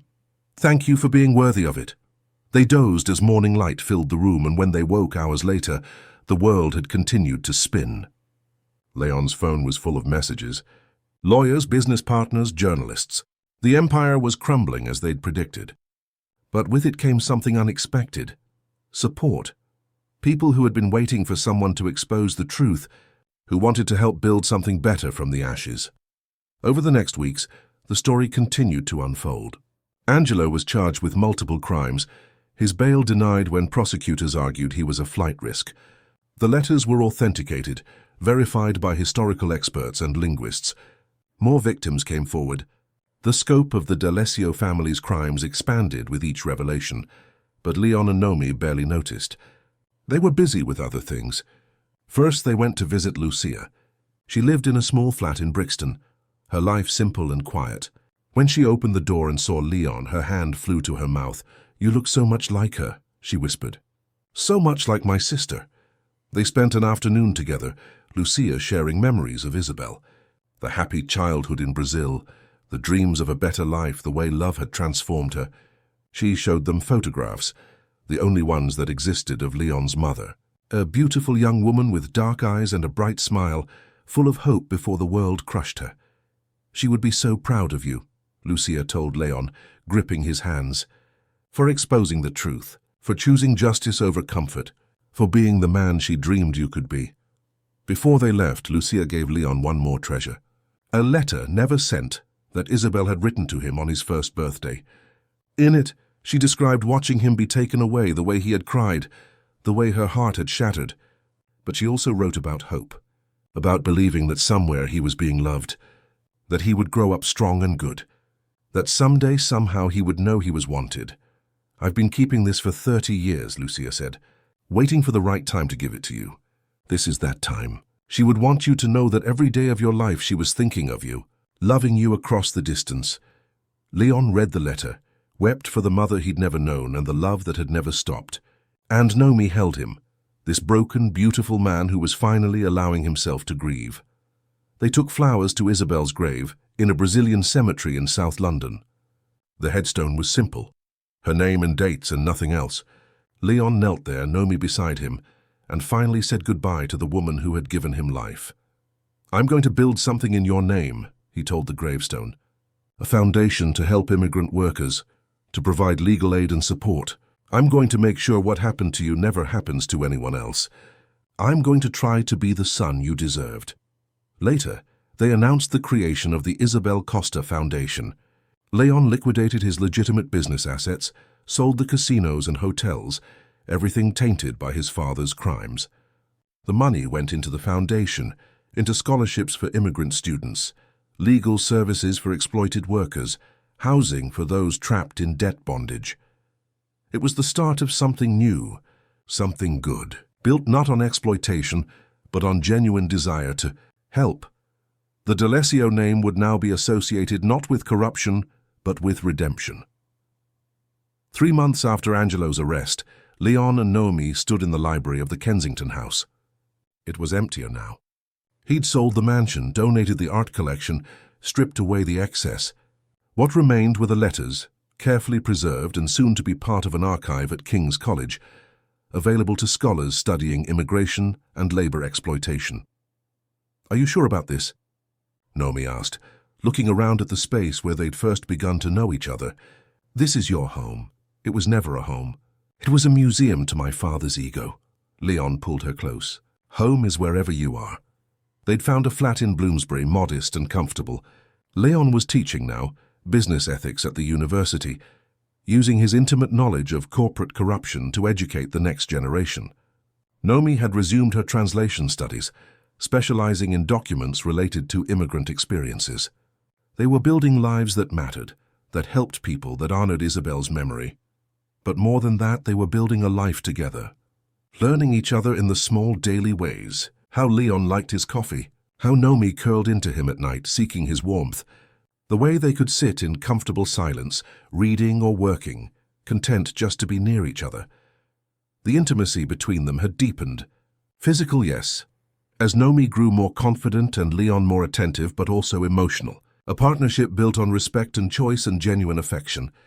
They fought sometimes, disagreed often, but they always came back to each other, to the fundamental truth that they were better together than apart. One evening, 6 months after the gala, Leon came home to find Nomi in their small kitchen, cooking dinner. Such a simple domestic scene, but it made his chest tight with emotion. This woman who had walked into his gallery a stranger was now the center of his world. "I have something for you," he said, pulling a small box from his pocket. Nomi turned, saw the box, and her eyes widened. "Leon, it's not what you think. Open it." Inside was a new ring, not his mother's emerald, which Nomi still wore on her right hand. This was different, a simple band of gold with words engraved inside. "You are my beginning." "It's not an engagement ring," Leon said quickly. "I know we've only been together for 6 months, that it's too soon for that, but I wanted you to have something that represents us, our story, the fact that you walked into my life and changed everything." Nomi took the ring, slipped it onto her left ring finger, where it sat perfectly. "It's beautiful. You're beautiful. And brave. And far too good for me. But I wake up every day grateful that you haven't realized that yet." He pulled her close, kissed her forehead. "I don't know what the future holds. I don't know if we'll make it, if love is enough to overcome our pasts. But I want to try. God, Nomi, I want to try so badly. Then we'll try together." She reached up, cupped his face. "No guarantees. No promises of forever. Just this moment and the next and the one after that. Building something real from the ruins we were left with." They stood in their small kitchen, holding each other as the city hummed outside their windows. Two people damaged by circumstances beyond their control, choosing each other despite the odds. It wasn't the fairy tale ending romance promised. It was better. It was real. That night they made love slowly, deliberately, an affirmation of everything they'd survived and everything they were building. And afterward, wrapped in each other's arms, Nomi finally felt something she'd never thought possible. Safe, home, loved. Leon whispered words against her skin, a mixture of English and Italian, promises and prayers. He told her about his plans for the foundation, about the people they were helping, about the woman who had come forward that day with documents proving Angelo had been involved in his father's crimes. Justice was slow, but it was coming. But more importantly, he told her about the simple things, about wanting to take her to Brazil, to see the country her mother had loved, about learning Portuguese, so he could read Isabel's letters in their original language, about maybe, someday if she wanted, having children who would know only love, never abandonment. "Would you want that?" he asked. "A family with me?" Noemi was quiet for a long moment, considering. A year ago, she couldn't have imagined such a thing. Her body, her future, all seemed too fragile to risk. But now, lying beside this man who had proven himself worthy of her trust, she found herself considering possibilities. "Maybe," she said honestly. "Not now, but someday, when we've had time to heal more, when we're sure. I can wait. I've got nothing but time." He pulled her closer. "And I've got you. That's more than I ever thought I'd have." Outside their window, London continued its eternal rhythm. A city of secrets and revelations, of old money and new dreams, of people trying to outrun their pasts and others trying to honor them. Somewhere in that vast sprawl, Angelo sat in a cell awaiting trial. Somewhere victims were finally being heard. Somewhere injustice was slowly being corrected. But in their small flat in Bloomsbury, two people slept peacefully, tangled together, safe in the knowledge that they had chosen each other freely. That love, real love, the kind built on honesty and respect and genuine affection, was possible even for those who had been taught it wasn't. Leon's last thought before sleep claimed him was of his mother. Of Isabel, who had loved him from the moment of his existence, who had sacrificed everything for him, who had believed he could be better than his bloodline. He hoped wherever she was she could see him now, see him trying, see him loving, see him finally becoming the man she'd dreamed he could be. And in his dreams, he could swear he felt her approval, warm and maternal and forgiving. The cycle of violence and revenge was broken. The sins of the fathers were being addressed, if not erased. And from the darkness of his beginning, Leon D'Alessio had finally found light. Not the cold, harsh light of power and wealth, but the warm, steady glow of love given and received, of purpose found in service rather than domination, of a future built not on the suffering of others, but on the hope that people could change, could choose better, could break free from the narratives written for them before they were born. He was no longer just the illegitimate son, the forgotten heir, the man born from darkness. He was Leon, flawed and trying, broken and healing, loved and finally capable of loving in return. And that, he realized as sleep pulled him under, was enough. More than enough. It was everything.